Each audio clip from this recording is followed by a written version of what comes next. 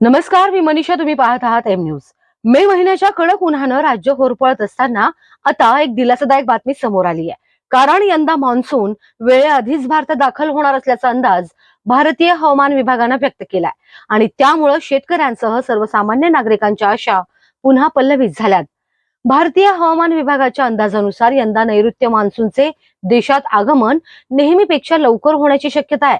हवामान विभागाच्या माहितीनुसार पुढील 48 तासात दक्षिण अंदमान समुद्र, बंगालचा उपसागर आणि अंदमान निकोबार बेटांमध्ये मान्सूनसाठी पोषक वातावरण तयार होणार आहे. तसंच 16 मेच्या आसपास मान्सून अंदमानात दाखल होईल असा अंदाज व्यक्त करण्यात आला. यानंतर 26 मे रोजी मान्सून केरळ किनारपट्टीवर पोहोचेल आणि त्यानंतर त्याची पुढील वाटचाल वेगानं होण्याची शक्यता आहे. 5 जून पर्यंत मान्सून गोव्यात दाखल होईल तर 6 जून पर्यंत कोकण किनारपट्टी गाठेल.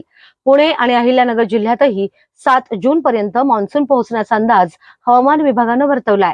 विशेष म्हणजे यंदा मान्सूनच्या आगमनाच्या काळात अरबी समुद्र किंवा बंगालच्या उपसागरात कोणतेही मोठे चक्रीवादळ निर्माण होण्याची शक्यता सध्या तरी दिसत नाहीये. त्यामुळे मान्सूनच्या सुरुवातीच्या प्रवासात कोणताही मोठा अडथळा येणार नसल्याचंही हवामान तज्ञांचं मत आहे. उन्हाच्या झळांनी त्रस्त झालेल्या नागरिकांसाठी ही नक्कीच दिलासादायक बातमी मानली जाते. तर शेतकरीही आता पावसाच्या प्रतीक्षेत आशावादी झाले आहेत.